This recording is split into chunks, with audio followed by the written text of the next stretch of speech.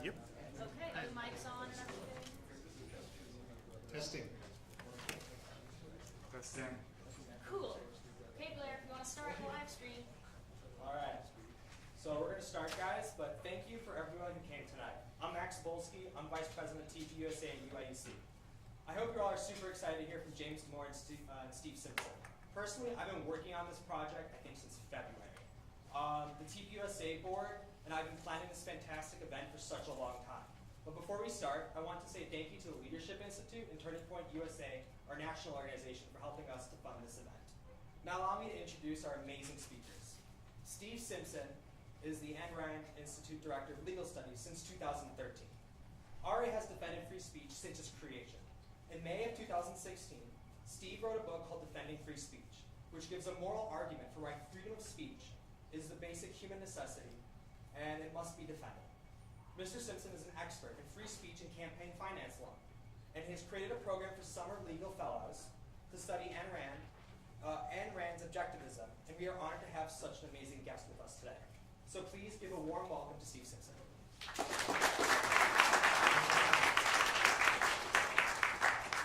Cool. Our next speaker is James Damore. James is a UIUC alum from the class of 2010. Woo! ILL? I. There you go. Awesome. James published a memo called the Google Ideological Echo Chamber in July of 2017 and was fired from Google due to his memo. Damore's memo blew up all over the internet. I remember going on Reddit the day of when it happened, and it was literally the front page for like 3 pages. That's what I read. Sorry. Damore's memo blew up all over the internet, and many individuals like Jordan Peterson interviewed him to Bloomberg News. It went viral. Many writers defended James, like David Brooks in the New York Times. James has had a personal experience with the topic of our discussion, and how free speech can be restricted in these tech companies. We are also honored and excited to hear from him too. So please give a warm welcome to James Damore.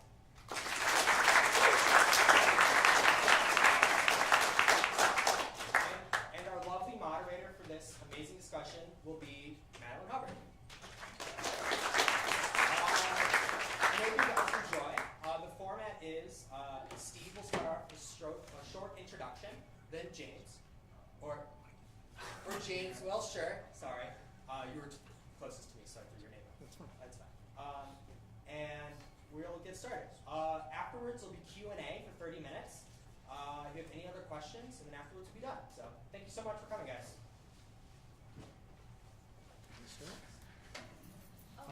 Yeah, so I thought I'd just start by giving a little inside view of what Silicon Valley is like and how we got to where we are. So, Silicon Valley started sort of, and tech in general, as a still libertarian paradise. But it's not quite like that anymore. The Twitter has been de-verifying and banning users. YouTube regularly demonetizes videos. And Facebook also does a lot of censoring of posts. And so we really have to understand why they're doing this. They're not just evil people trying to hurt people. They have an incentive to make their platforms as safe and civil as possible. We've all seen message boards where people are writing horrible things, especially 10 years ago, and you just didn't want to post on it. And so they really do want to make it as safe as possible, but there's a trade-off between safety and freedom.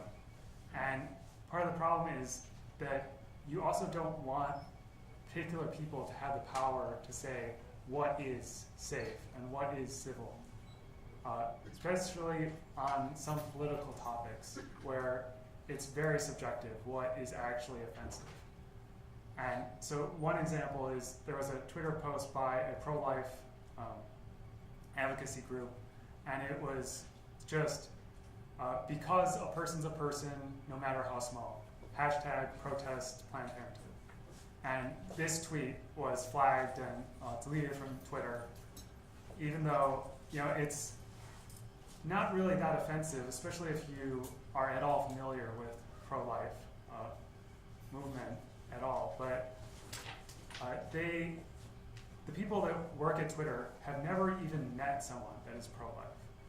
You know, they don't really even know what conservatives actually believe in. They just have these stereotypes in their mind of conservatives.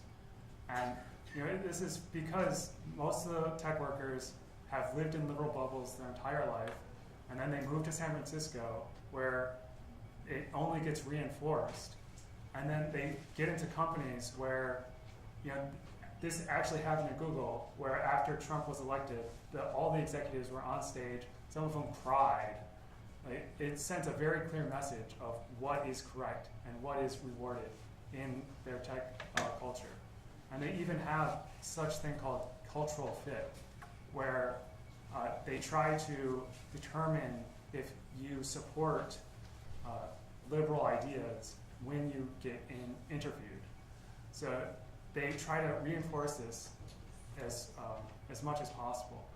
And so some of it is just unconscious. You know, they see something, they've never experienced that before, just like the Google memo, they had never experienced some of those ideas. So that it just was some immune response, and they found it extremely offensive. But some actually are more conscious. There are actual activists within all of these companies that are trying to push a certain agenda. So it's not only unconsciously done. And it's not just these posts that are censored. There's more subtle things that are happening too, where, for example, fake news was a very big thing and still is.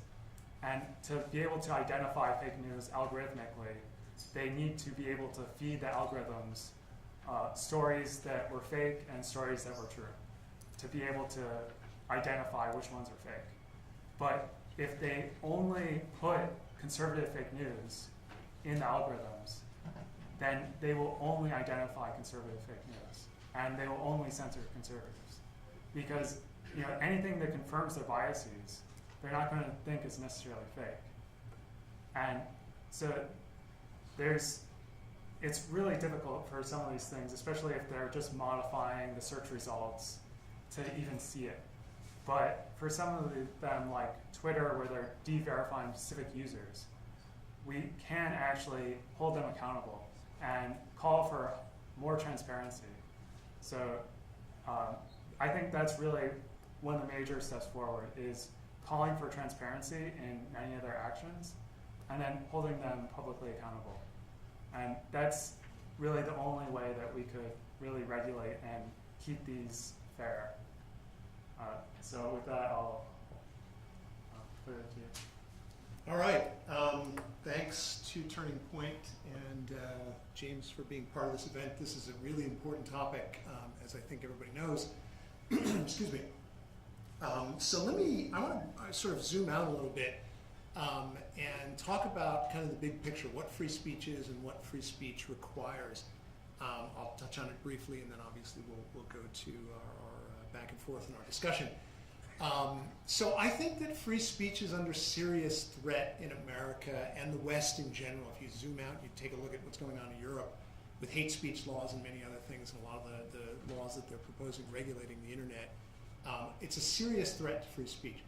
But I think that the main reason that free speech is under threat is not the kind of things that you typically hear about in controversies, whether it's in the mainstream media or in social media. So as an example, the problem with, let's say, safe spaces, trigger warnings, snowflakes on campus, it's a serious issue. But it's not in itself a threat to free speech, in my view.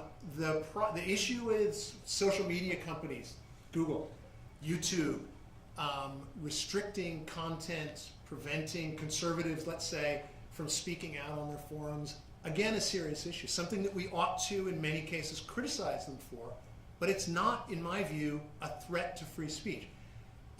What is a threat to free speech? In order to understand what a real threat to free speech is, we have to understand something about what free speech means.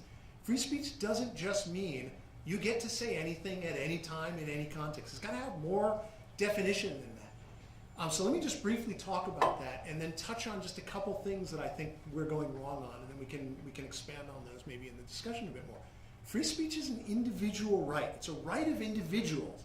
And this is basically what I'm going on here is very much the founders' view, the view that prevailed at the founding of America and during the Enlightenment. Free speech is an individual right, and that's important. It's an individual right. It's an attribute of individuals by virtue of the fact that they exist. It's an entitlement to take certain kinds of actions just because you're a human being. But importantly, it's restricted by the equal rights of other people. So you can't have a right to violate the rights of other people. You can have a right to speak out. You don't have a right to use your speech in the commission of a crime or using threats against other people, inciting violence against people, stealing their intellectual property, their copyrights, that kind of thing, libeling them, etc. There are all kinds of ways in which you can use speech to violate the rights of others. And importantly, just as importantly, in order for free speech to be a meaningful right, we have to have the right to use our resources in the service of our free speech. So free speech and the right to freedom and liberty in general entails not only the right to what people typically refer to as civil rights, the right to speak out, the right to associate with whom we want, but economic rights as well, the right to property, the right to have a business, the right to, if you want to put it in old school terms, have printing presses to print your newspapers, right? If we restrict printing presses, then where are we left? Where's the freedom of the press left? If you can't use a printing press, you don't have the freedom of the press. In modern times, that's computers, that's internet, that is social media companies, that is all kinds of other things that allow us to amplify our voices. I don't have a right to be speaking here right now, okay? It's not my right to be here. It is my privilege to be here because I was invited to speak here. But that's not the same thing as saying I have a right to be here. I was invited by Turning Point.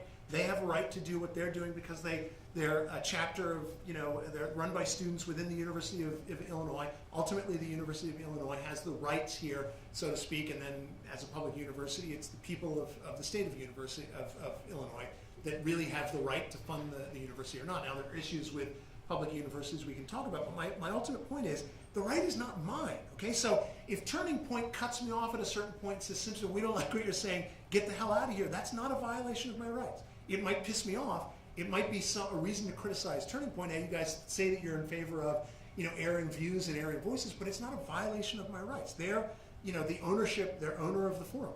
I think the same thing, just to zoom in and talk about one of the controversial issues that we're here to talk about, Tangled in the web, what the web is doing to free speech. I think that applies to social media companies, to the web in general. Now, let me just say, I think what's happened to James at Google is atrocious. I think that Google behaved, it's beyond atrocious. I thought it was horrible when I first heard of your story come out.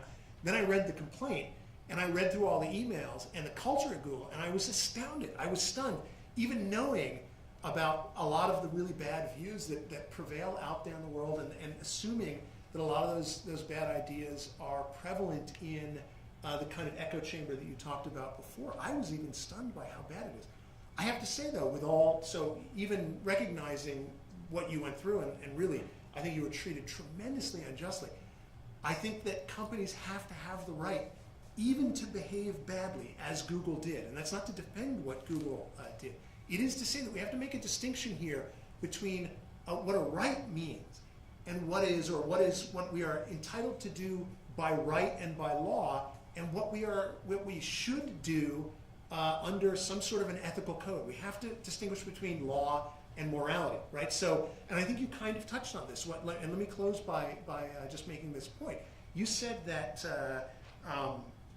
we have to hold these companies publicly accountable. That is ultimately the way we deal with companies, with schools, private schools especially. Government and finance schools are slightly a different issue, but private schools, any companies, any private person operating private property, when they decide to make stupid decisions, and they do often, right? Newspapers print idiotic things, they have slants, they have biases, social media companies do the same thing, all companies. This is not a new thing. This has existed literally since the time of the founding. If you trace back biased news, founding era. Fake news, my God, the founders did fake news worse than we do it today in leaps by leaps. You would be amazed if you read what the founders did and the kind of scandalous things that they said against each other. None of that stuff, unless it's libel, it's not a free speech issue. It's a personal morality and ethical issue. If we disagree with it, we criticize them, right? If we really think Google is doing a horrible job, if we think, hey, Facebook is doing a horrible job, if we think YouTube is doing a horrible job, the answer is to put public pressure on them, maybe to boycott them, to stop using their products, to speak out, to be outraged by it. And by the way, I'll just end with this example. Look at all of the controversy over Facebook right now and how Facebook is responding to it. It works. Public controversy actually changes what private companies do. It changes what government do. It changes what all kinds of people do who have to be aware of, and they have to care about public opinion. Companies are the best in a sense. I would talk about how America is a democracy. It's a constitutional republic. But there is something to the idea, obviously, that is responsive to the will of the people. If you think about all of the entities that exist today, what is most responsible to the will of the people? Private companies are. People can vote with their feet. They can vote with their dollars. You want to change what private companies do, you vote with your feet, you vote with your dollars, you stop patronizing them, you create competitors, and you compete with them. But when private companies operate, unless they're backed up by the force of government, they really can't censor. It's a mistake to talk about private censorship. It doesn't exist. Only governments can censor. Private individuals can't. Now, there's a lot to talk about in what I said, so I'll stop there and turn it over to Madeline. But thank you.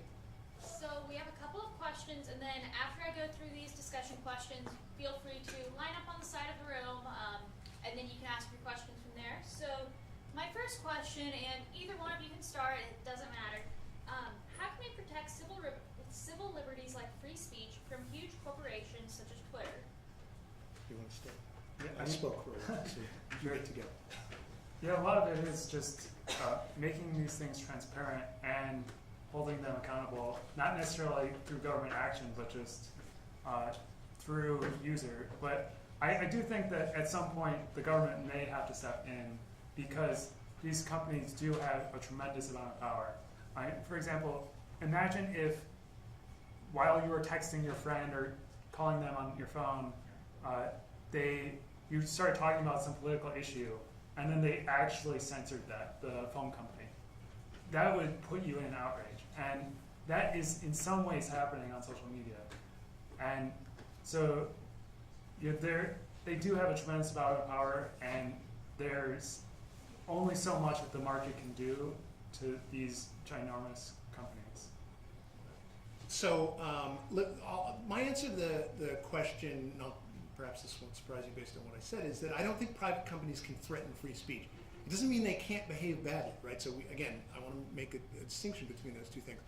But as long as the companies are actually private, meaning they're not in some way backed up by the government or funded by government money, we really don't have a legal complaint, or we ought not have a legal complaint against them. Yes, the antitrust laws exist. I'm opposed to them. I can explain why, but let me stick to the issue. So as long as a private company remains private, it's ultimately up to the users to make different choices. And one of the consequences, I think, or one of the things that we have to face, I guess, as a country and as individuals, when it comes to freedom in general, but free speech specifically, is that in a free country, all of us, as individuals, have a responsibility to think and make our views and our actions felt by others if we want them to change their behavior. We can't sit back, and this is one of the things that I'm a huge proponent of freedom of speech and freedom in general.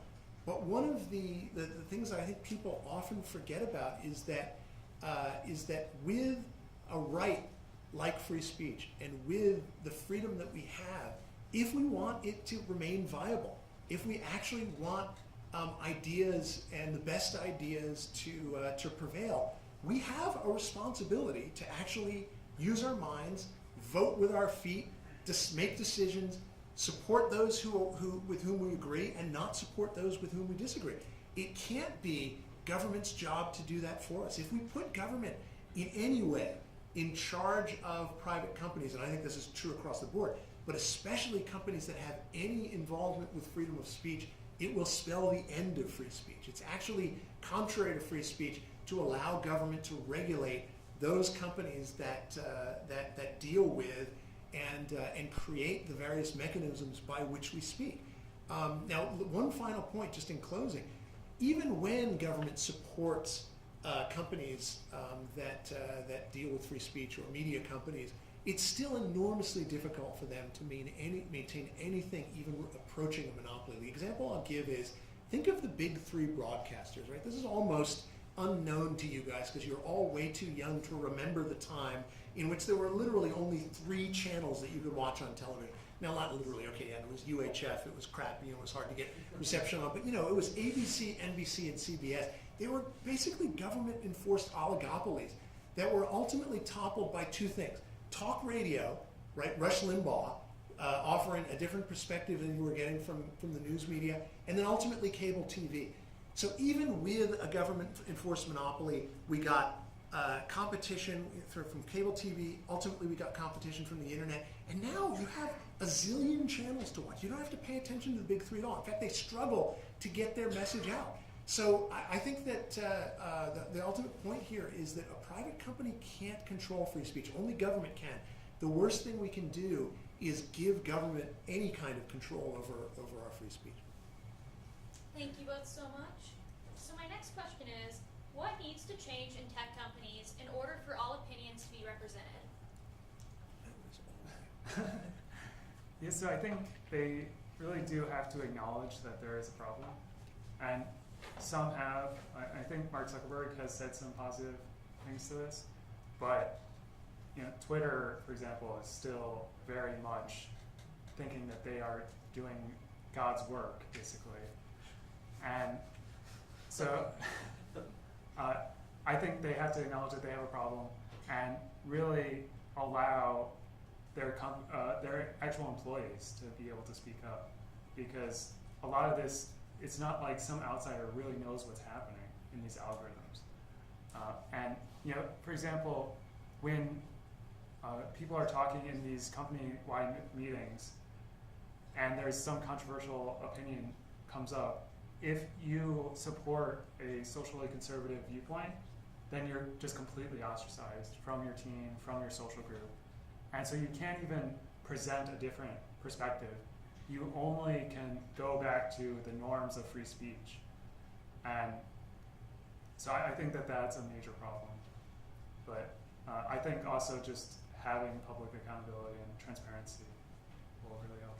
Yes, since I know almost nothing about tech companies other than what I've read, the only thing I'll say on this is, what we have to do is behave like him.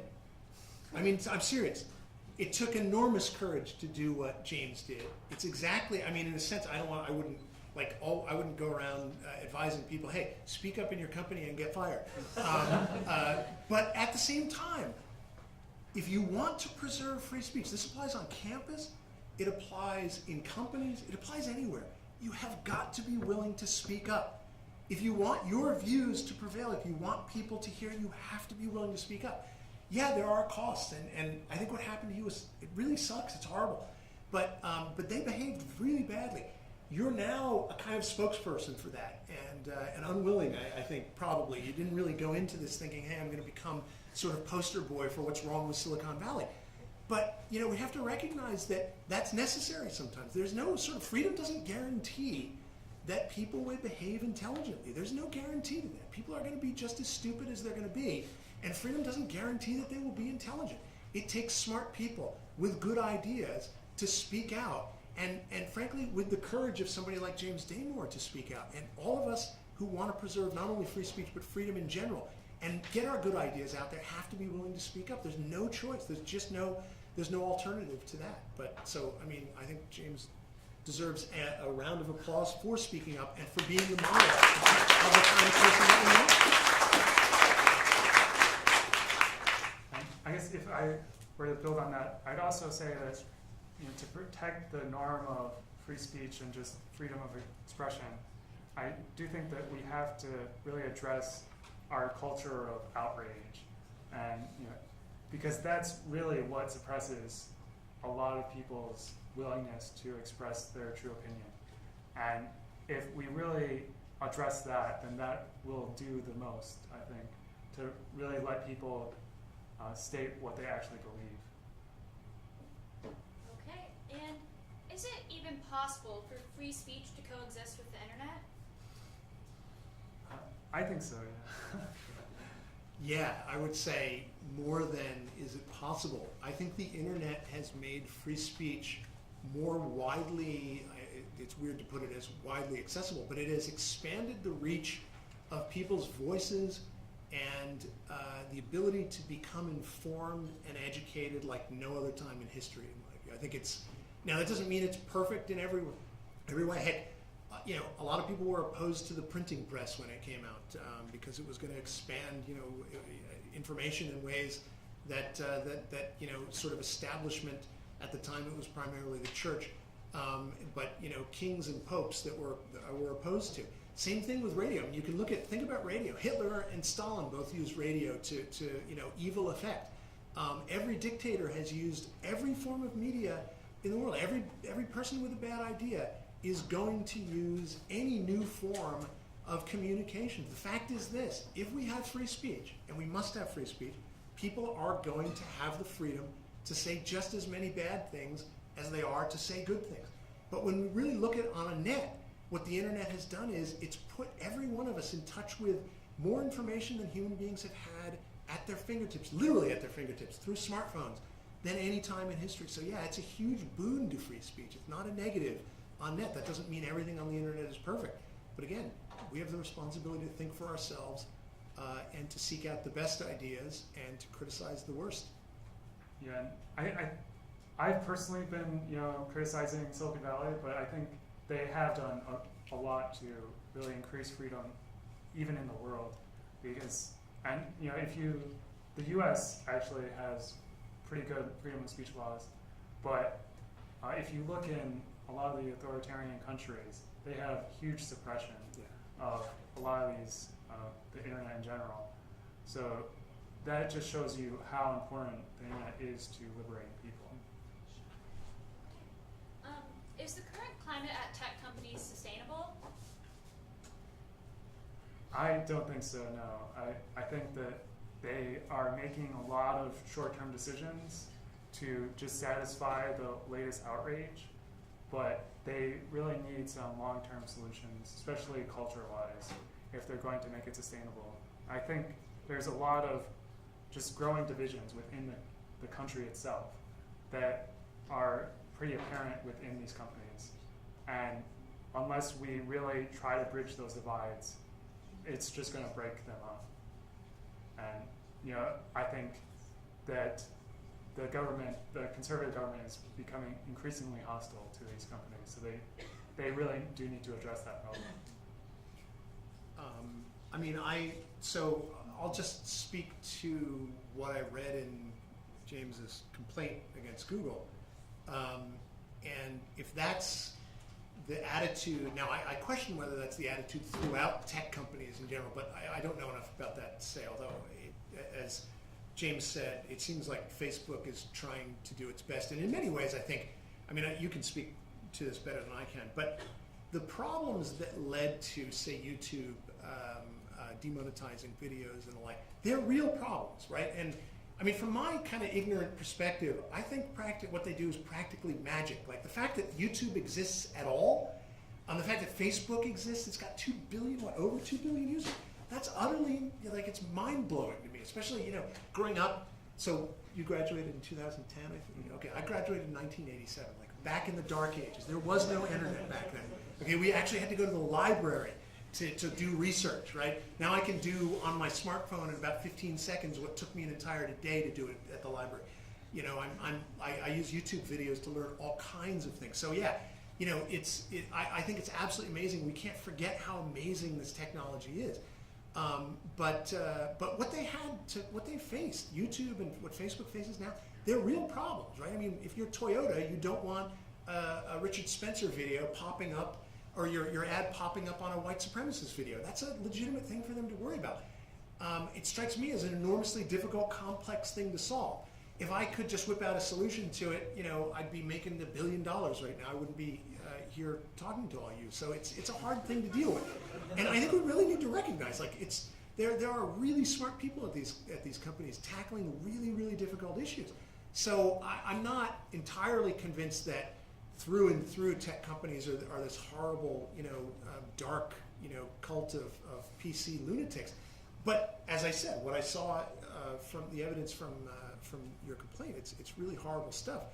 My sense and hope and expectation is that people who have such narrow views really can't sustain a company that needs to be as innovative as I think Google ultimately does, and any tech company has to be. If you look at the history of industry in America and worldwide, you'll see that every company that people thought had huge amounts of power, so to speak, quote power, and could never be knocked off of its pedestal, in almost every single case they were. Companies cannot sustain themselves and continue to command market share if they're not innovative. And companies with that kind of attitude, I can't believe they would continue to be innovative. But ultimately, if you want to change it, you have to, as I said before, vote with your feet. Just a special announcement. For those of you standing in the back, feel more than welcome to come up front and sit down. There's a lot of spots up here. No pressure. Okay. So my next question is, as a follow-up, could you maybe elaborate a bit on how we as citizens could make tech companies more sustainable? Again, I think that's how you. I'm basically here just to comment on this. Yeah, I think that a lot of what they do is in response to outrage, and so public opinion does sway what they do, but they will add an extra layer to it. And so, yes, you don't want your ad necessarily on top of a white supremacist video, but then they use that as justification for further demonetization of just maybe mainstream conservative views. And so I think just generally reducing outrage on some of these issues would be positive, and just really making your voice heard about what you care about would help. Yeah, I don't have much more to add or say than I haven't already said. So. Okay. And here's kind of a hot topic that's going on right now. Should the internet become a public utility? So it depends on what you mean by the internet, because there are public aspects to it, like URL allocation types of things. But I think if you tried to make Google.com a public utility, I don't think that would really work. There's just way too many moving pieces, and once you try to regulate that, then Bing would just become way better. And so, there will always be alternatives. I think the real issue is, though, that a lot of these companies do have large network effects where it's really hard to compete and create a new Facebook or new Twitter. And even Google, too, has huge network effects where they've just collected so much data, so many user clicks on what websites are best for which queries, that they are just so much better than a lot of the alternatives. And it's really hard for a startup to compete. But I don't think that it should become a public utility. I'll take it a step farther and say that public utilities shouldn't be public utilities. The whole idea of a public utility is flawed in my view. The idea that and think about how this ends up working. It's something like the following. As soon as a company or a service becomes something that so many people depend on, we have to turn it into a public utility, which is another way of saying, as soon as they become really good at what they do and satisfy a whole lot, especially in this case of the internet, satisfy a whole lot of customers, suddenly it's a necessity that we can't possibly do without, and the government has to regulate. That's perverse. Now, it's understandable given the way that I think people think about capitalism in general, about business, and certainly about public utilities. But it's really weird. It should strike people as weirdly perverse. So Google has done such a great job becoming the dominant market player that we now have to punish them by taking them over by the government. Why the hell would we do that? They've earned their success. they've actually earned the right to be as dominant as they are by satisfying customers. And by the way, in this circumstance, it's by, and you can think about this from the standpoint of the entire, all of what we think about as internet tech or information technology. It's a technology that didn't exist when I was, hell, not even in college, when I was in law school in the mid-90s, it basically didn't exist in any way, shape, or form of what it looks like today. And yet somehow we managed to get along way back in the olden days, before there was Google, before there was Facebook, before there was social media, before there was YouTube, before there was even an internet. The idea that somehow it's a necessity is just flat wrong. It is not true. Now, it's a really good thing. That's how we should think about it. It's an awesome thing that a handful of really smart people and then a larger group of really smart people created and maintained and grew. Why would we want the government, for God's sakes, the government, to take that over? Look at public schools, right? We're worried. I mean, I find it sometimes hilarious that we're worried about the internet and like, ooh, social media. Facebook has such an impact on public views. The mainstream media. Imagine if you did this, right? Imagine if some crazy dictator somewhere decided that they were going to take children from the age of, let's say, 6 years old until 18, put them in government indoctrination centers, basically crowd out 97% of all of the competition and indoctrinate them with views that bureaucrats decide. Wouldn't that be scary? It's called the public schools. Why are we worried about the internet, for God's sakes, when the government has been doing this now for, what, 100 years, right? I mean, if you really want to be concerned about people being indoctrinated in any way, people being taught horrible ideas, or at least any kind of control over what people think and information, which you ultimately can't really control, but you can influence, and people can influence. You should be worried about what the government is doing with public education. That's the last thing we want to do, is have any part of the internet or any media or any of the means of communication be touched by the government at all. There's already too much regulation of it. Anytime government has regulated practically anything, it's ruined it, or it's created the very monopolies that people think are going to be solved by government influence. So, no is the answer. Now,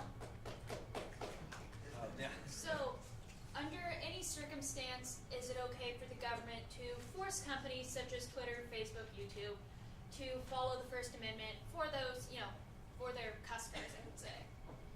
No, so let me just make a quick point. So the answer is no, but I'll make a slightly different point than I've been making.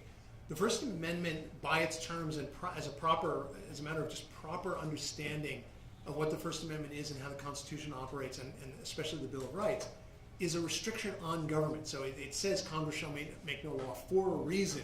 Now, I'm not just making a textual interpretation of the law here. I'm looking at it from the standpoint of the whole philosophy of the founders. And what the founders were doing was creating a government strong enough to protect our rights, but that was restricted enough so that it wouldn't itself become a threat to our rights. And the Bill of Rights is one of the mechanisms by which they did that.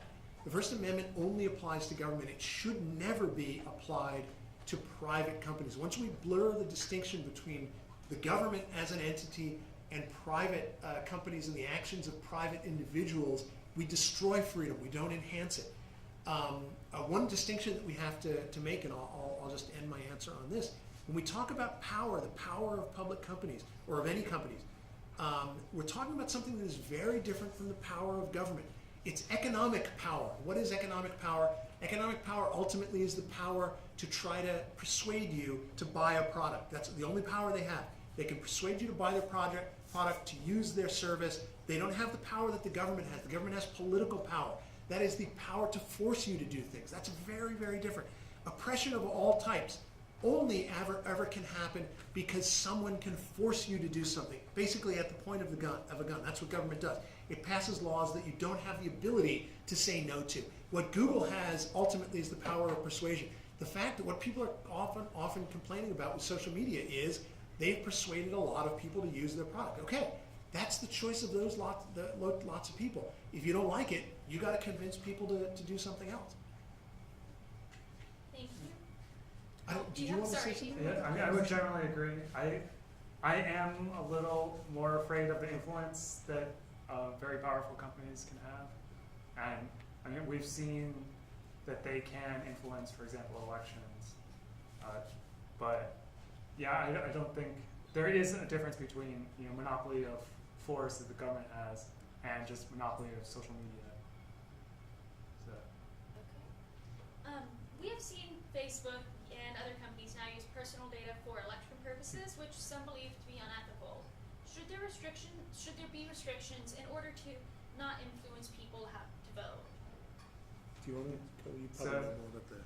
Yeah, the two controversies that I know of, or I don't know that they have necessarily told specific users to vote based on their personal data, at least yet, but they have the possibility to do it. So they have done experiments where they've given, come out and vote, and these are all your friends that have voted. And so Facebook has done this, and it actually increased the number of people that voted by hundreds of thousands. And if they wanted to, they could just direct that to only Democrats, for example. And Google has also had some programs where they specifically wanted to increase the Hispanic vote in Florida to presumably switch the swing state to vote for Hillary. And they have so much data on you that they could give you directed ads only if you were to vote a particular way. And that is scary to me, at least. But I don't think they've done that necessarily yet. But it's just the sort of thing where it's really difficult to even know if they've done it. Because we don't really have much transparency in what they do. So let me make a couple of points, but I'll try to make them as quickly as possible. So one issue goes to using personal information of users and whether they actually have in some form consent of the users to do that. And I don't know the technology aspects of it, but like the whole Cambridge Analytica, it looks like or sounds like a lot of the complaint is Facebook was using your information without your consent in some way. Now my guess is that extraordinarily long document that you check off the box, which I'll scroll to the bottom and just check yes, that probably says somewhere in there we're going to use your personal data. I read an interesting article, I forget where it was, maybe the Atlantic, maybe the New Republic, where the author basically said this sort of inherent trade-off that you make with companies like social media is not unlike television, way back in the olden days when there was commercials, or actually on network TV you get this, which is you get a free service in exchange for essentially watching commercials, or in the case of social media, it's they use your data in some way. They sell it to advertisers. That's a function of advertising. That doesn't bother me personally at all. I don't really care about it. I basically only put my name and serial number on. No, I'm kidding. But I mean, I don't put much information on social media, and I've always just assumed, yeah, of course they use my personal information. I mean, they use my browsing history, all of that. And sometimes I think it's kind of cool. Ads pop up that I'm actually interested in. They're using my preferences to try to market things to me. I don't have a problem. That's called advertising. People are going to do it. It's done in the political world as well. It's been done forever in the political world. As far as companies, having some impact or influence on elections, that's also happened practically forever. I mean, in one respect, in a way that people never pay attention to. The media, right? Media has an impact on elections. They editorialize constantly. You can have an impact on elections by speaking out. The Tea Parties, right? Anybody remember the big controversy over the Tea Parties, 5 or 6 years ago, when the IRS was going after the Tea Parties? They were doing it because the Tea Parties were speaking out about elections. And at that time, conservatives were rightly outraged by the IRS's attack on, or it was really an attack on the Tea Parties. And I think they should have been, because the Tea Parties, what are they? They're essentially groups of people who have every right to try to influence the outcome of elections. That's what free speech is all about. Companies have that right. That's the Citizens United case. I remember a time, because I was involved in a lot of the litigation leading up to and following that case, where conservatives were entirely in favor of companies being able to speak out and influence elections. All of a sudden now, when it's social media companies and they're doing it on the other side in a way that conservatives are against, too many conservatives, I'm not saying you here at all, I'm just saying a lot of conservatives out there I hear suddenly don't like the idea of companies speaking out or influencing elections. Look, what's good for the goose is good for the gander. Bottom line is this: in a free society, private individuals should be able to speak out on their own about any subject they want, so long as they're not violating the rights of other people, stealing the information, threatening people. And groups of individuals should be able to do the same thing. That includes corporations, it includes Tea Parties, it includes the NRA, it includes Planned Parenthood, it includes everybody, right? What they are is associations, it includes Facebook. If Facebook wants to try to influence elections and slant them to the left, that's up to Facebook. And the answer to that is stop using Facebook. And I think this is actually happening in the Cambridge Analytica scandal, and I think this will impact Facebook. But ultimately, this is what freedom means, and it's what freedom has to mean. If we want to preserve freedom, everybody has to have the same freedom to speak about whatever they want to speak about. Thank you. Online provocators such as Milo Yiannopoulos have faced bans from social media sites on the charge of orchestrating trolls to go after other users in the form of death threats, doxing, and other forms of harassment. To what degree should an individual be held responsible for this sort of behavior online? So I'll just take really quickly and say there is, so one of the it's not really an exception, but it's actually an application of the right to free speech. But I've been saying the right to free speech is the right to speak so long as you don't violate the rights of others. One of the ways you can violate somebody else's rights is through inciting violence against them or threatening them, right? And that applies online, in the online world, just as it applies in the world right now, right? If I were to say, that guy, I'm going to attack you afterwards because I don't like the shirt that you're wearing, and it was really a serious threat, nobody would take it seriously right now. Maybe it was him. No, I'm just kidding. But the point is that if it's a real threat, and you can do this online too, if you incite people to threaten or harass or in some way physically suggest or convey to another person that their safety, that they're in danger, that's a threat. And if Milo does it, he's inciting violence in the same way that you can incite violence if you're standing in front of the mob that's rioting and you tell them to go kill the guy who runs the 7-Eleven. That's inciting violence. Same thing can happen online. I think there is such a thing, and there has to be such a thing as online harassment. In the same way that after telephones, not just were invented, but everybody, telephone service, swept throughout the nation, and you have harassing telephone calls. People can actually threaten your safety just by harassing you on the phone, and that's a real cause of action. It's an appropriate cause of action in my view. So there are all kinds of ways that you can threaten or harass people just by speaking against them. And the same basic principles have to apply online. They might be tweaked a little bit. They might be difficult to figure out.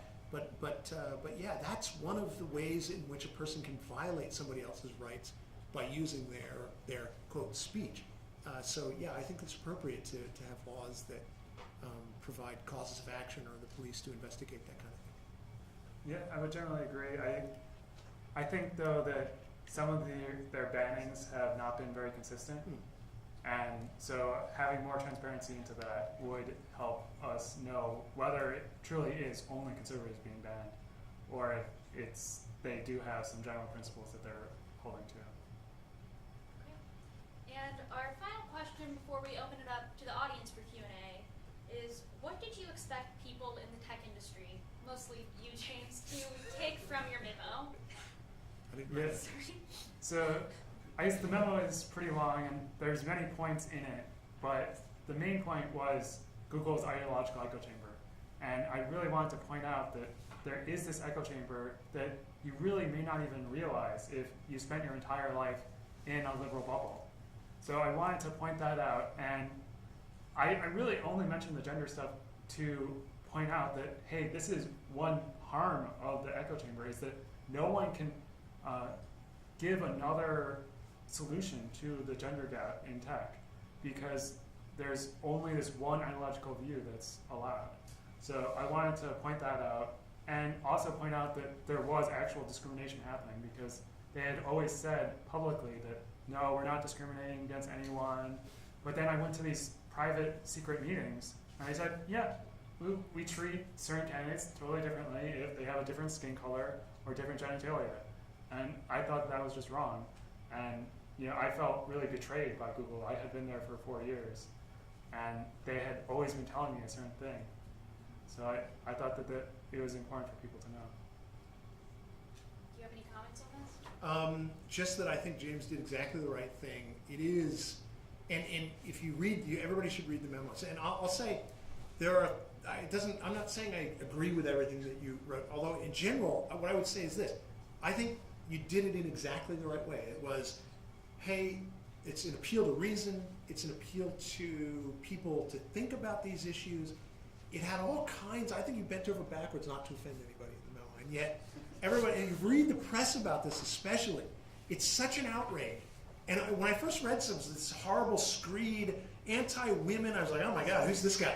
And I read the memo, what the hell are they talking about? It's like it does the exact opposite of everything that you read about it in the headline. So that does signal not just a bad culture, sort of, let's say, at Google, but more broadly, the extent to which people are willing to not think about arguments they don't want to pay attention to mischaracterize those arguments. It's really atrocious behavior.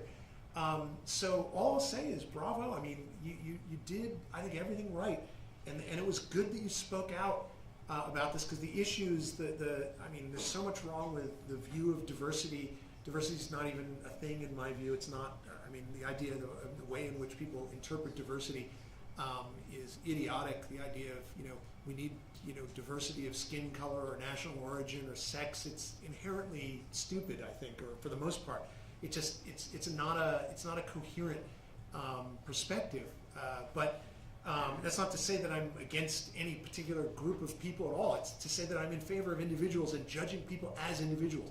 Each of us choose, each of us think we should be judged on our own merits, not based on what group we belong to. And that strikes me as a large part of what you were getting at. And that's ultimately what we have to do is we have to be willing to speak up about these things. It's difficult. You're going to lose friends. So part of what has to be done in order to preserve free speech and freedom in general is we all have to have moral courage. And use an example like James to inspire you to speak up and to try to engage people. I tend to think that you're gonna succeed ultimately. You're a really smart guy. It's not to say that you should have been fired. I'm not saying that sucked. Believe me, I mean I get it. But we need people who are willing to speak up. So ultimately, that's where I come down. Is you got to, if you want to preserve freedom in this country and good ideas, you have to be willing to speak out. And if you want more of an in-depth look at, how James presented the memo and the process, I would really recommend the Rubin report with him. It was very well done. So if you want to line up next to Max over here, I'm going to give you all 1 minute, which you can present your question. After that, we're going to cut you off. But just line up, that would be great. Yeah, right over here, green guy. Oh, You're not allowed to have a third mic, so if you want to project your voice. Okay. Yeah, take it away. I'm curious what you guys, especially Mr. Simpson, thinks about something that Steven Crowder talked about recently on one of his episodes, which is apparently, according to him, the social media companies have a bit of a special status compared to other companies that print stuff. Whereas if a reporter said something libelous in a report, the newspaper and them would both be liable for it.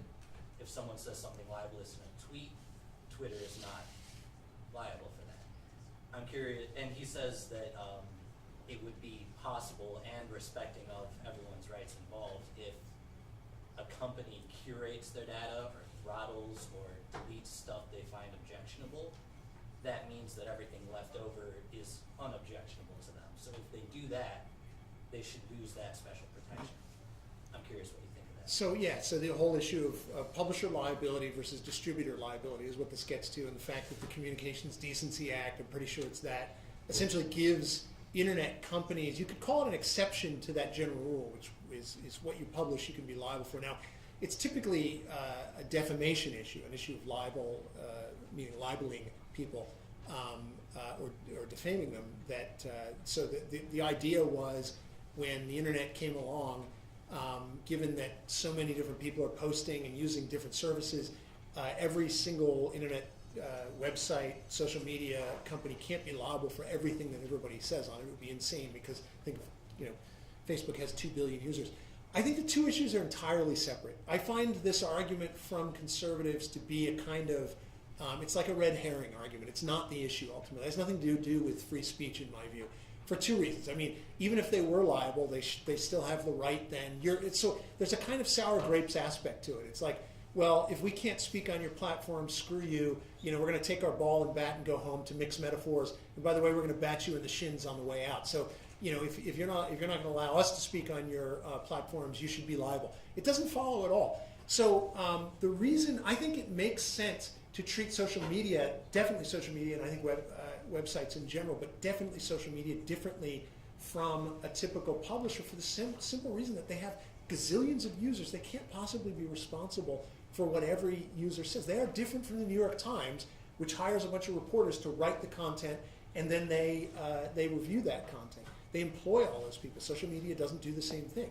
So I don't think this argument follows at all, and it certainly has nothing to do with the free speech issue. It doesn't follow that even if YouTube curates a small amount of its content, logically I think, it doesn't follow that it is then somehow liable for all of the content it doesn't curate. It's like, you know, if you opened a meeting hall and decided to have a big, meet of people to discuss things, and you said we're not going to let the racists in, but everybody else are allowed in, that suddenly you're liable for everything everybody says at your big, you know, discussion group. It doesn't follow. It's not true. It's still different from a newspaper in my view.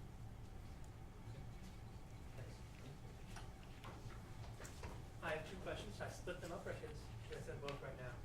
Both right now. So I have one for Mr. Damore. How do we cure outrage culture? And the one for Mr. Simpson. Can you give the least terrible hypothetical situation where no laws were broken and where it was necessary or acceptable for the government to regulate the free speech of the company? Right. So how to cure outrage culture? I think it's obviously very difficult because it's some distributed system and one individual actor can't really change that much. But I think if we all just refuse to join in the social media outrage and stop rewarding these outrageous tweets and stuff with more likes and retweets, then that would do at least something to help with it. I think there is something that the companies themselves, the social media companies, could do to curb some of it, but I'm not sure that they will, because that's exactly what gets them the traffic. But yeah, it's a difficult thing. I can't think of any examples, but I'm not sure I understood your question. So Can I continue? I think okay. Do we have a lot? So I mean, I don't mean to cut you off. It's just I feel like We I'm have a talking room too till much. 9 o'clock. Oh, okay. Go ahead. So I didn't get your question. Sorry, I didn't really Is understand. there a hypothetical situation where the government, or is it acceptable for the government to step in to regulate a company's free speech, where they were not explicitly breaking any laws? I don't think so.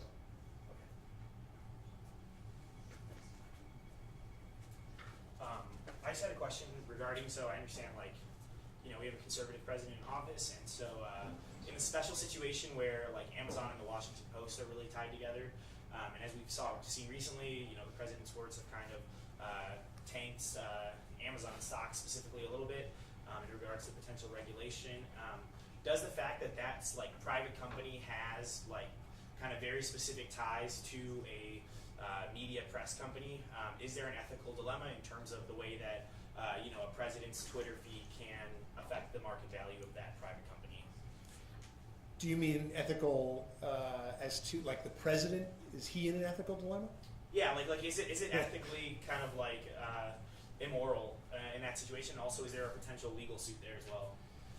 The only way that there would be, I mean, here's an interesting thing. So the answer is probably no. I think there's all kinds of ethical issues. I think it's, but I tend to think that a whole lot of things that Trump says are ethical issues or moral issues at least. But let's leave that aside. But so weirdly, politicians are not subject to the insider trading laws, so they can. Yeah, I know, it's absolutely incredible. That they trade all the time, and it seems almost clear that they're trading on the basis of inside information, and yeah, the SEC is not going after any of them. Now, I don't think Trump said anything about Amazon or the Washington Post in a way to tank their stock so that he could gain from it. I don't really buy that. I think there's all kinds of things wrong with what he did, but I just don't buy that he's. I mean, unless I see evidence of it, I think he's got far worse things on his mind than just making money off of Amazon stock. I do think it's a real. I think there's a sort of veiled threat to free speech when he is threatening, so to speak, Amazon with regulation, or at least there's certainly a potential. Let me put it this way: there's reason for people to be concerned that he's doing this because he doesn't like what the Washington Post is saying about him. Now that's a pure sort of political issue. I don't think there's really a legal dimension to that. The president can say what he wants to say. He has the power that he has. There's all kinds of problems with the amount of power that government has. It has the ability to influence the stock market. It has the ability to influence media. The answer is shrink the size and power of government. But that's if we want to fix that, we gotta change what government can do. And I just to kind of also target James a little bit. My other question was, do you think that there is kind of need for these companies to, I guess, regulate their culture a little bit in that, there are potentials for certain ideas to exclude people dependent on social constructs or whatever. And so do you, where I guess do we need to draw the line so that, we're allowing the expression of ideas, but at the same time we're making sure that those ideas don't prevent or exclude people from feeling encouraged to join companies where they would otherwise be contributing? Yeah, it's always hard to draw a specific line, and Google in particular has found that this thing they call psychological safety, where being able to bring your whole self to work and being able to speak up without fear of being punished, that was actually the only measure that they could find that increased team productivity. So it's really in their best interest to make it more inclusive to people with divergent viewpoints. And I don't really buy their argument that having someone that's socially conservative is a danger to an LGBT member or something. No, none of that, but I do want to clarify something. I think I said that politicians are exempt from the insider. It's not quite that simple, but the bottom line is there's evidence to suggest that politicians trade on the basis of their knowledge of what their regulatory activities are going to have on the market, and they don't get pursued by it all. So I just want to make that clarification. But no, I don't have anything else. Great, thank you. Hello YouTube. Thank you for coming. It's great to see you guys. So my question lies kind of in automation. So one of the things that I think is a problem with the YouTube debate and other things is things are becoming too reliant on algorithms and automation to do things. For instance, supposedly Sky Williams, a gamer channel who just started getting into political commentary, and he's black gay, so he's got all these tokens that would, supposedly make him fine, according to who would be liberal, but he's not. And then his entire channel, after years of contents and saying the N-word after all of his friends and other fellow YouTubers are using it in order to denounce someone else, and he did something similar. Entire channel gone, which threatened his his business of monetizing his channel and whatnot. There's YouTube's response was, oh, it's the algorithm's fault, but we'll make sure that you can get your stuff back. But then they restricted them afterwards again because algorithms again. Then there's image classifiers, which classify, black, dark skin colored people as gorillas. And then there's automation of cars, which are, recently killed a woman during its testing. Is there a point at which automation and algorithms define too much of what we do on the internet, to where it's a threat to our rights and to our safety as human beings? Yeah, but I feel like if humans were in charge of all of these things, then they would also have a lot of problems. People, like the self-driving car example, people kill other people in cars all the time. So right, I think but this is the basic test. I don't think it was a strenuous situation. I feel as if there's a lack of faith in humanity, whereas the algorithms are seen as unbiased and perfect. Whereas Yeah, there's definitely a false perception that these algorithms are without bias and they're perfect, but I think that I think just giving anyone too much power is a problem, and if you give algorithms too much power, then that will also be a problem. Thank you. So, that's one of those I've had. What do you feel libel is? So it's, as far as I understand, like being as the official source, denouncing someone like publicly. Is that? Well, yes. So libel is making a false statement. This is generally speaking libel, or you could call it defamation. Making a false statement against somebody that causes them some measurable damages, money damage, So, or some other way to measure what it. about CNN and such constantly calling Trump racist, or at the very least heavily implying it with their statements? So, I mean, there's a distinction to be drawn. I think you have to make a distinction between a private person and a politician.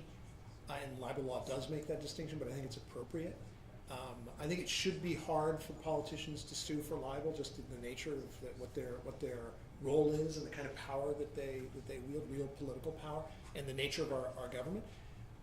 That said, I think that it's too easy to libel people, just celebrities and other people who are private parties, and get away with it. So yeah, I could find ways of criticizing libel law. I can't say that I'm terribly concerned, and I think that the media is kind of crazy. There's this Trump derangement syndrome. I'm no fan of Trump. I think he's awful, but the media is much of the media, and CNN is like the leading contender. They're just bonkers over Trump, and they say all kinds of things that are just not true. So they damage their own reputation in doing that. But I'm not convinced that should be libel. Okay. So you say we should just avoid Facebook, avoid Google, avoid YouTube. Where are other options like, particularly YouTube? I mean, there's like I said, MySpace and DuckDuckGo, I suppose. But which is what I've switched to because I've given up all faith in Google. But YouTube specifically, where's another video streaming hosting site? There's Dailymotion and Vimeo. Those are the two third biggest sites. But yeah, they're much smaller. So how about this? Let's leave it all aside. My answer was going to be, I have no idea. Go read a book if you don't want to be on YouTube. And I mean that absolutely sincerely. I'm not just joking. If you don't like YouTube, get the fuck off of YouTube and go do something else. That's what you can do. I mean, you can, way back in the olden days, how long has YouTube been around? 2004. Yeah, so what? A little over a decade, right? So, oh my goodness. Most of my life, I actually managed to exist without YouTube. You can do it. It's actually, now, that said, I think YouTube is awesome. It's from top to bottom awesome. Now, and I'm opposed to, Dave Rubin, I think his show is great. He's a friend of mine. I think it stinks that he's being demonetized by YouTube. But ultimately, YouTube is still an amazing, great service. I've learned a huge amount from YouTube that would have taken me days, months, in the olden days before YouTube to learn that kind of stuff. It's an amazing resource. And so if you don't like it, stop using it. Go read a book. Okay, and who does that hurt first? Does it hurt YouTube as a big company? It doesn't matter who it hurts. Or does it hurt the content? It doesn't hurt anybody. I think your whole perspective on YouTube should be flipped around from I'm pissed off that YouTube doesn't have alternatives to, holy crap, there's this amazing thing called YouTube that didn't used to exist. I mean, it's like saying when cars were invented, oh my God, what if one car company that started automobiles, what if I don't want to use their service? Well, you know what? There's horse and buggies. You could ride horse and buggies if you want. If you're pissed off about car companies, ride a bike. If you don't like technology, the technological options that are available to you, you have two options. Don't use them at all. Go invent one yourself. When you try to invent one, I suspect, although I don't know, I have the same tech knowledge that James does, I suspect you probably won't be able to do it. And here's why. It's pretty hard to invent something like YouTube. So, before you criticize YouTube, Facebook, the internet in general, ask yourself, could I invent this stuff? And how is my life is it better with tech than other people? A lot of people who go to this school, right? Engineers, computer scientists, you guys work hard to invent things. We should actually, in my view, even when they make mistakes, even when they screw up, we should say, hey, thanks for being so awesome that you were able to create all this amazing tech that nobody else is able to create. The fact that you can't find an alternative means it's pretty awesome what they created. If it were easy to do, there'd be a billion YouTubes. The fact that it is not easy to do is why there's only one YouTube. You should thank YouTube for existing, not dump on it. So that has the monopoly on. It's not a monopoly. It's a monopoly because people choose it. Thank you so much. If you have any questions, maybe later you can come back through. But I'd like to hear from Mr. Hack, Illinois. So I have two questions. One first for either of you. So I'm all for free speech and everything, and then so I was just wondering, like from a company's perspective, you want your employees' productivity and happiness in mind. Like, how are they expected to act or work when someone expresses a perspective that makes others feel uncomfortable, unsafe, or makes others feel attacked in a way within the organization? Yeah, I think they really have to see where they're coming from, and yeah, because I was really trying to fight a lot of the bias and harassment that was happening towards people with conservative viewpoints, or just free thinkers in general, and I think if you just look at it totally out of context, then I see where you're coming from. But when you look at it where I was coming from, then you see that it's much more complex, and that saying, oh yes, that one person felt uncomfortable, but that's not the full picture, because all these other people were feeling uncomfortable and they couldn't say anything. And so I think that it's much more complex, and we can't let just some outrage affect what happens, firing employees. So, Okay, so my second question was, Mr. Simpson, you stated earlier that like diversity in the workplace is like not something that's like necessary, or it's like something that companies shouldn't work towards. I was wondering if you could elaborate on your perspective on that. Like why exactly shouldn't we do that? Because isn't that exactly what you guys are promoting? The ideological chamber. You don't want people with only the same ideas. You want people from diverse backgrounds and perspectives to all be able to contribute in a team or when making decisions. Mm-hmm. Yeah, so that's a really good question, and I was a little too flipped, I think, earlier. But my main point is this: that as a general matter, people should judge individuals as individuals. And so the concept of diversity, there's so much packed into that we need to unpack.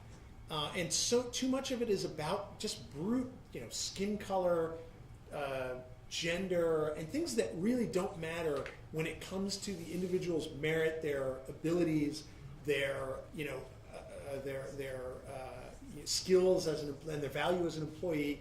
It doesn't mean that I think that that companies shouldn't look for people from diverse backgrounds and diverse experiences. I actually think that makes probably a company really awesome. It certainly makes society great and awesome. And it's my kids went to a school that was enormously diverse in all kinds of different directions. And it was just, they had a great time. It was great to meet other people from other backgrounds and with different experiences. That, I think, is perfectly valid. And I don't think there's anything wrong with doing that. But we've made a fetish about diversity, and it's turning into essentially a quota system. And I think that's really what the problem is not looking at people and asking, what is this person like? What is this person as an individual? And do I want to engage with that person because of his or her individual qualities and personality and all kinds of different things that go into that? But when we talk about diversity, it's too much about skin color and just other factors that don't really impact a person's value as an individual. So that's what I'm against. I mean, let me put it like this. It's a positive point. Judge people as individuals. Value people as individuals. That's really what matters in the world. That doesn't mean that companies shouldn't care about, quote, diversity. It means that diversity is such a laden term, and it really doesn't mean anything. When it comes out in practice, it ends up with, let's just follow a quota system. And I I think that's a really bad development in not just in companies, but in society in general. Hi. So my question about this internal culture, which James has illuminated for us in the tech industry, it ties to campus culture. So the culture that we have to survive or however you want to put it here on campus, because schools like the U of I, we are the feeders, right, of engineers and managers and entrepreneurs for Facebook and Google and Microsoft, and you name it. So to what extent is what is happening in Silicon Valley, to what extent is that influenced by what is happening here? Because the people who have passed through here and they've had to go through mandated diversity workshops, go through their gen eds and be told that they're racist or sexist or misogynist or simply for existing. To what extent is that affecting what is happening in Silicon Valley? And what is it that we can do in order to combat things like that? Because not all of us are going to get a cushy job in tech such as yourself and then suffer for it. So what is it we can do here to ensure that the bullshit that happened to you doesn't happen to anyone else like you or to ourselves? Was it really cushy? Yeah, and the benefits are really nice.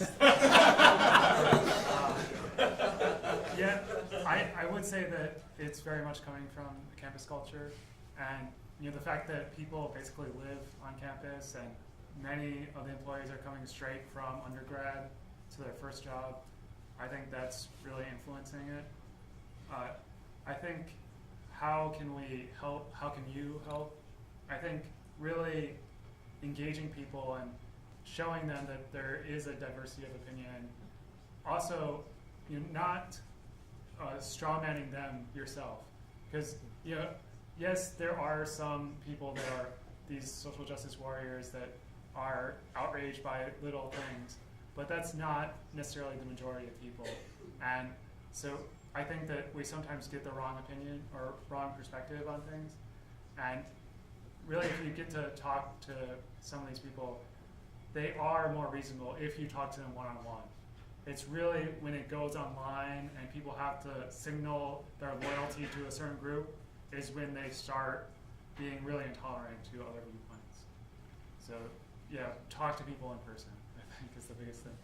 Yeah, I agree wholeheartedly. The only thing I would add is it's broader than just university education. I think it's throughout education. It's ultimately a cultural issue. That is, so I'll just put the point like this: if you want to preserve freedom in general, and if you want good ideas to succeed, we ultimately have to make this into a battle of ideas. It's about education and educating people about the right ideas if you want the wrong ideas to go away. That's ultimately an educational. And people get bad ideas from all kinds of places, but education is the big place. So get to work. Thank you both for coming. So I'm a CS student myself, and I have to kind of deal with this on a daily basis. I have to hide my name on social media. I have to basically pretend to be someone who I'm not in order to actually get a seat at the table, to be interviewed and get a job and whatnot. So I think this is a really important topic. The thing I'd like to ask about is something called shadow banning. It kind of popped up in the media about a year ago. And basically, it's just the process of where someone basically, it appears that they have full access to their account. They can post, they can tweet, they can do whatever with it. But when it actually comes to people seeing the content, the algorithms hide it, or it's not even posted in the first place. And I'd first like to ask whether Google has really done anything that you know of to that effect. And I'm also curious to know legal ramifications, especially if it has to do with advertising. Like if you pay someone to promote your content and you find out that your content is actually being hidden from the people who want to see it the most, right? Is that kind of a line where you can kind of then get some recompense? You get some legal thing defense over that. So I think Google isn't really big in the social media space. Like Google Plus never really. Shadow banning is a thing in Twitter, and it's been semi-confirmed. And I do think that one of the ways forward would be addressing this as false advertising, because they do say that they're open to all ideas, and especially if you are someone that is paying money to advertise, then you have committed a lot of resources to their platform to try to gain followers and such. And when you find out that they're actually shadow banning you or something like like that, then that's in some ways false advertising. Yeah, I think that's right. If essentially you're promised one service and you get a different service, that's a major problem. So, legally speaking, yeah. It's also immoral. It's bad. People shouldn't do that. So it's not a good business practice either. People should be criticized for doing that as well. We shouldn't forget that. Thank you. Hi, my name's Morgan. I'm also a computer science student here. So this question's for you, James. So I have your memo up. And I see that you stated, I'm simply stating that the distribution of preferences and abilities of men and women differ in part due to biological causes, and that these differences may explain why we don't see equal representation of women in tech and leadership. And I would just like you to explain what these biological differences are. Well, one of the biggest things is just a level of prenatal testosterone has shown to have a large effect in people's interest in people versus things. And so they've actually seen this experimentally where there are some biologically female people that are born with a genetic mutation that causes them to have the prenatal testosterone level of males, and they actually have many male-typical traits. So they have rough and tumble play. They have the same, or they're more similar to boys than girls in many ways. And this is actually, many of them become trans boys. So that is one way in which there are biological factors that affect the differences between the interests in boys and girls. Although there are obviously many stereotypes and parenting things that affect this also. So it's not all biology, I'm never saying that, but there are some things. So how does having a difference in testosterone level why would that make me less interested or more interested in technology? Like why does technology specifically, or leadership specifically, why is that something that's tied to testosterone? So it's not necessarily, that's not all of it, and it's not all, so like one way that it actually affects humans is that it masculinizes the brain in that one side of the brain becomes larger, and that is shown to have a particular, so that one thing that men have is that they often are good at math but bad at verbal, and while women are just as good at math but better at verbal. And the people that go into STEM are the people that are good at math but bad at verbal.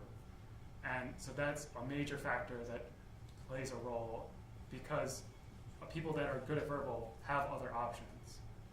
So if women are just as good at math but also good at verbal, why should Google not seek out women if they are really good at both?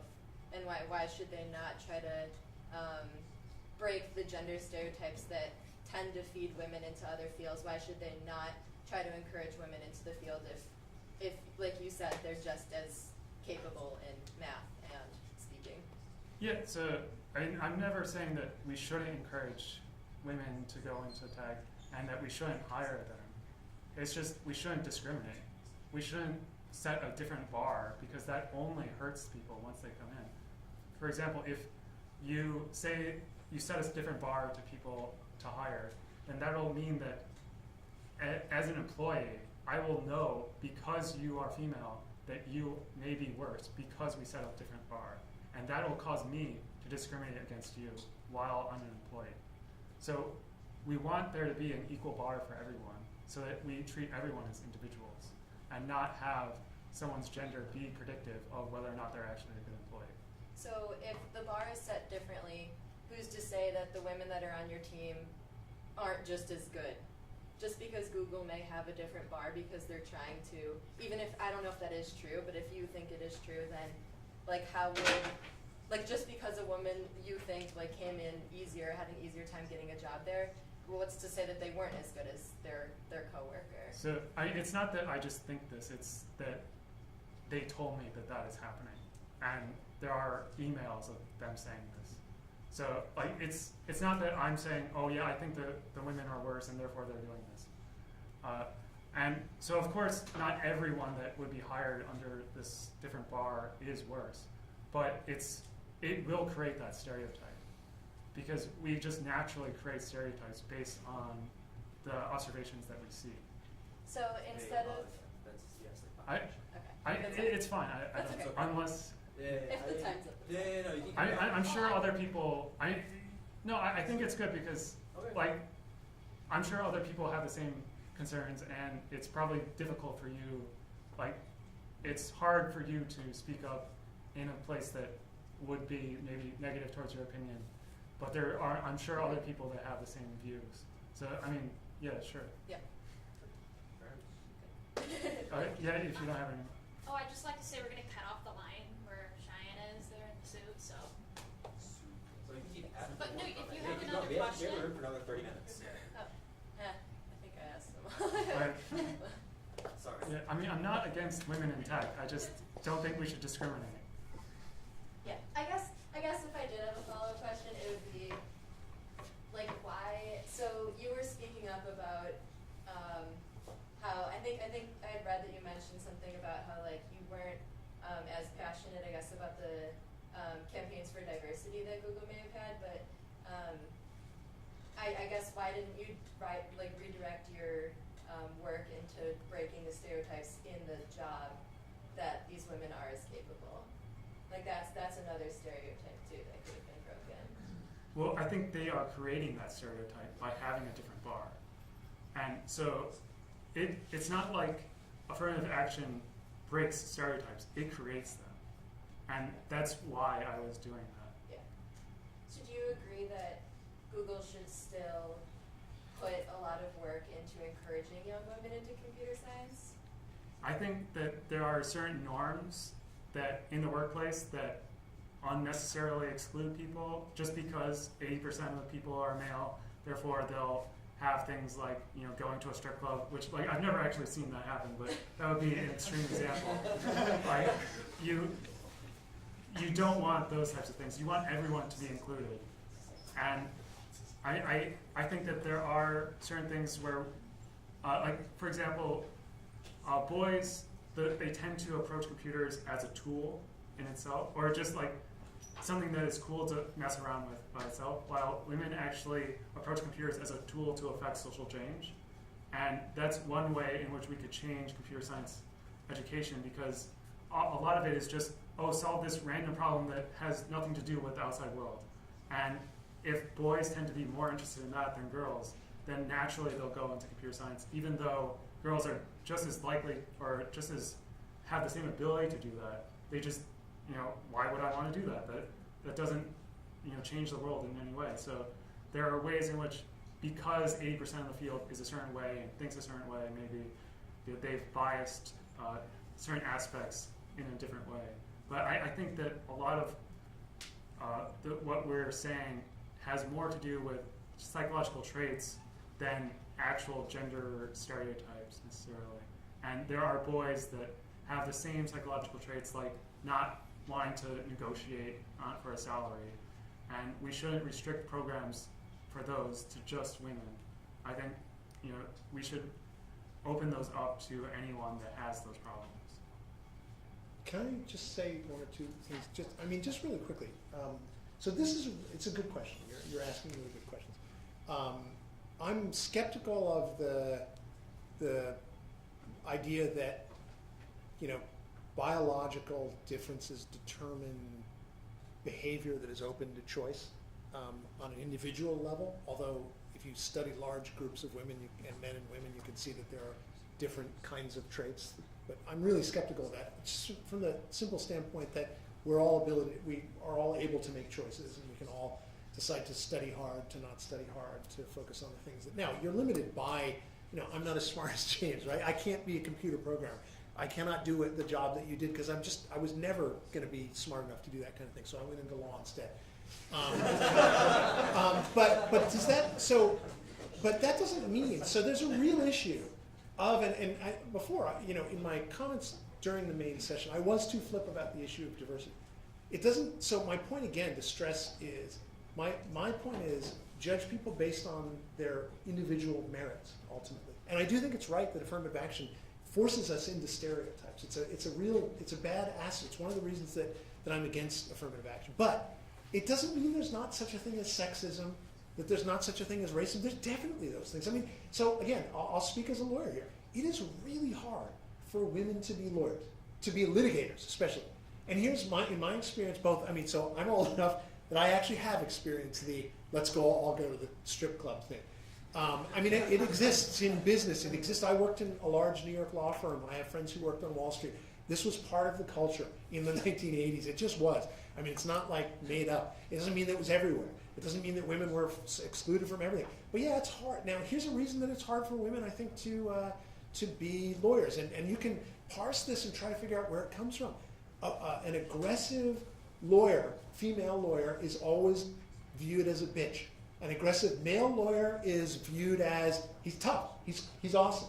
That's a definite stereotype. I've seen this in my life, and I've seen how it's really hard. I noticed this when I was litigating. It's hard for women to do this and come across as to be taken seriously the way a man is taken seriously when he's really aggressive, and everybody's and my wife is a lawyer. And she's now heads up a nonprofit, or she's in upper management of a nonprofit. She's had great difficulty with this kind of thing. What's the answer? Is the answer to say, okay, now we're going to just hire droves of women instead of men? No, I think that's a mistake. Does it mean that there's not something that people who work in these companies should do? No, not at all. They should work to, both the executives and people should be aware of how difficult it is for people in different kinds of circumstances to succeed.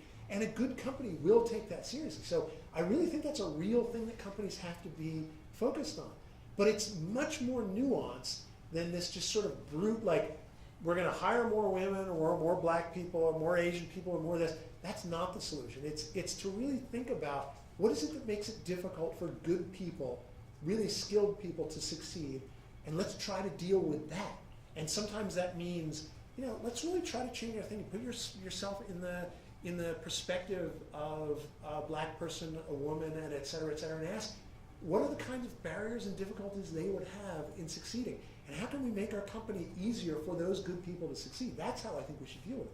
But what I read James doing is trying to rebut a lot of these blanket arguments that if there's a gender gap, the only possible reason for that gender gap is it's evil people discriminating against women. That, again, I don't buy that. I don't buy that it's just this sort of, it's men being evil. Is some of that, men being sort of jackasses? Yeah, definitely. I've seen it myself. Look, it exists. There's no question about it.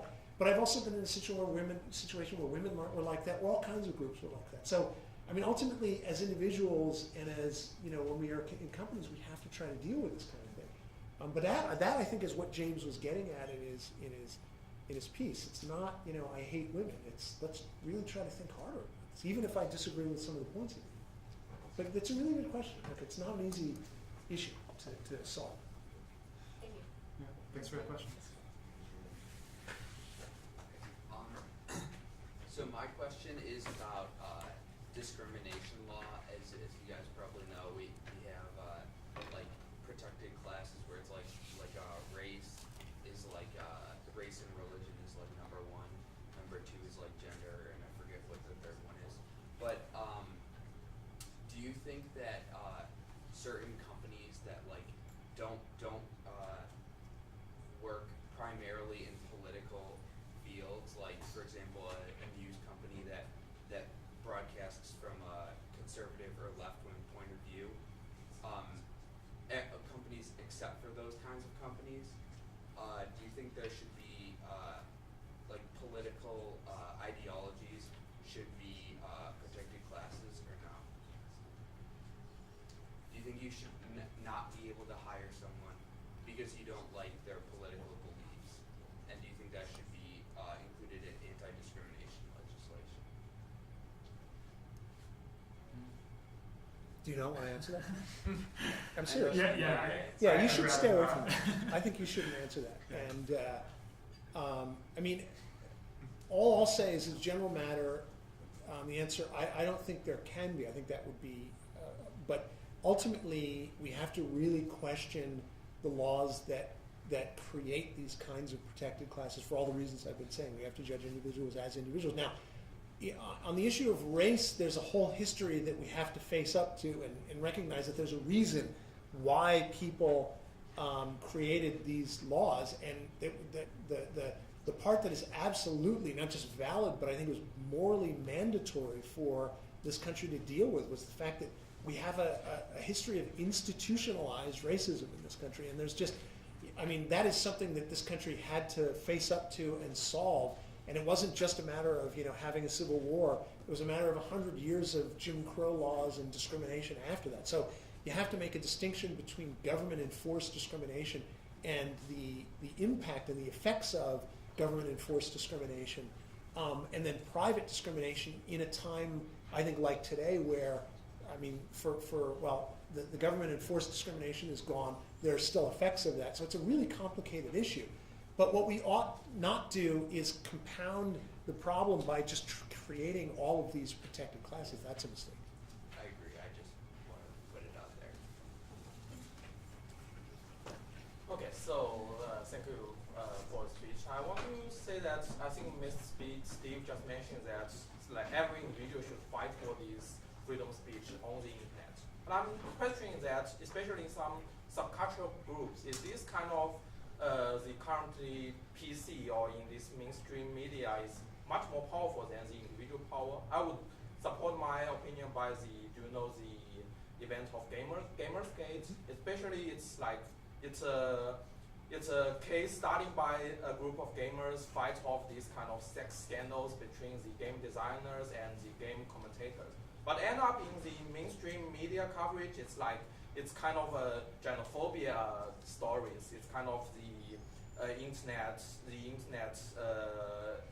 these kind of gamers attacking or threatening to these female activists. And also, you can, if now you are not know about the Gamersgate, you search it on the Wikipedia. You heard the story as same as the mainstream media coverage. So you definitely, this kind of coverage change the opinion towards the social opinions on this subculture group. So what's your opinion about this? I mean, I think it's easier for individuals today to get their voices heard and to compete, I would put it, compete with other traditionally louder voices. You use the term power. I question that as a term. I think it mixes two things together. And it's not political power. They don't have the kind of power. They don't have the power to prevent you from speaking. Now, can they outcompete you because of their? Of course they can. It's hard to compete with the New York Times. The New York Times built a company over a century, and they've earned the role that they have. If people want to stop reading the New York Times, they can. But all of that said, you have more ability to compete with other voices today than any human beings have had in all of world history. And there's no guarantee that history will create a technology or a time in which individuals can speak better than other individuals or have more quote power or ability to be heard. The free speech does not guarantee you a forum or an audience. It just guarantees you the freedom to go create what you can and earn the audience that you can. So again, if you want to compete with them, you have to find ways to do it. But social media and the internet and individuals have more ability and power to compete with the quote mainstream media today than they ever had in history. And the solution, certainly, if you're upset by the mainstream media, do not put government in charge of it. It will become absolutely monolithic. It will become, look at any country that has state-run media. It's impossible to compete with them. You think it's bad now? It would be impossible to compete with the quote mainstream media if the government had any involvement with it whatsoever. So thank goodness for the First Amendment. Yeah, I would generally agree with. Okay. So I'm Joseph Dragisov, I'm the class of 2016, and my question is about infrastructure. So a lot of the question about regulating Facebook, Twitter, even Google to an extent is about its capacity as infrastructure. So do you think that infrastructure should be unregulated, or that political activity using infrastructure should be allowed? So what do you mean by infrastructure, like the data centers? There's some talk about DNS, the domain listing, but a lot of people, when they consider, Twitter or Facebook, they consider that to be infrastructure, not necessarily a publishing platform. Like once it's gotten to the point where it's all-consuming in its own field, it's kind of infrastructure, is what some people are saying. And so what was the question? Do you think that infrastructure should be used for political purposes or regulated by the government, or how should we deal with that in general? If you want to argue that Facebook or Twitter are infrastructure. Yeah, I mean, I don't think that they should necessarily be regulated, and I think that some of the physical restraints, like for public utilities like water and electricity, those aren't necessarily present on the internet. So I think that there is a much smaller argument for regulation in those cases. What about domain name listing, things like that? Basic services that to be on the internet. So I mean, at least it's my impression that I thought some of that is regulated, the domain names and IP. There've been some people engaging in political activity. They've been suppressing some websites that way. So do you think that's right or not? Yeah, it is dangerous. I mean, there are some infrastructure within the internet, like preventing DDoS attacks, where there's really only one company that can do it very well, and if they decide to not protect you, then you're pretty much screwed. So, yeah, I think it's harder to say for those cases, but for like Facebook, I don't think that it's in the position now to be regulated like that. Alright, I have one question for Steve and one for James. My first one is, in the discussion you talked about how the government was the only institution that can censor information. And I was wondering, I'm pretty sure everyone in this room has used the Google search engine before. And it's possible for these tech companies to, remove results from the search query, right? You know what I'm talking about. Is that not censorship, denying people information? No. No, definitely not. Any more than it's censorship for the New York Times to only editorialize from a liberal lefty perspective, or any news, broadcasting network or anybody to do that. Now, so if Google wants to do that, they can do it. Now, the fact that you're talking about it, and now I don't know if it actually happens, you would know the answer to this, means that people have the knowledge is out there. You can tell, you could actually tell if they were skewing the results if you paid close enough attention. And ultimately, it's up to them. It gets back to what I've been saying. They have the right to run their service that they created the way they want to. That's definitely not censorship. And we really have to make a distinction between that, because if government gets involved, the only choice that government can make then is to censor. That's what government would have to do. It would have to replace Google's editorial judgment with its own editorial judgment, or do that with any media type company. I'm not making fine distinctions between publishers, distributors, etc. Google makes decisions about its content and has the right to. That's what the right to free speech means. And also, you talked about how if you want to make a statement and not use Google, you have the right to boycott them, correct? Or just not use them. A boycott is different from not using them, but you can boycott them, yeah. Yes, but I argue that Google's search engine is absolutely the best. It blows the competition out of the water. It's true. I've used Bing. I've used Bing once. Not fun. There are other search engines out there that you can absolutely use, but there's no doubt in my mind that Google search engine is the best. And I'm wondering why we should lower the quality of our lives. I use Google every day in order to. How much do you pay to use Google again? I don't pay anything. What's that? I don't pay anything. Oh my God! An awesome service that you get for free. Look, that's a real point here. You have to pay for the New York Times, right? Way back, a long time ago when I was your age, pretty much you had to pay for the stuff that you used. It wasn't given to you for free, other than TV. So why should we stand for it? There's no. The issue is because you want to. So the second part of your question is the answer to your first part. It's an awesome service, and it is I think it's awesome too. For now, if it continues to do the kinds of things that people are complaining about, it'll stop being awesome, and then somebody else will outcompete it, and we'll all go use their service instead. All right, I think that's fair. And last question for James. This is a little on the nose. I was wondering, do you still use Google search engine, Or have you found Yeah, I still use Google. it is the best. Yeah. It's the best. I agree. Yeah. I might even say that reluctantly. I agree, but you know, and maybe one day somebody will knock them off their high horse. I would say though that Google has the most scrutiny from governments, which restricts them in some ways, and so Bing is catching up in many ways, and I think image search is one area, and video search, both. Bing is actually better than Google. Okay. Wow. So we're hoping to take a picture of everyone who's here. So if you could just like move forward if you're able to, the front couple of rows, that would be awesome. Also, and if you can hold the sign up, move for the picture, that would be like even cooler. And whatever sign you hold, you get to take home. And also, can we get a round of applause for our speakers? Oh, yeah.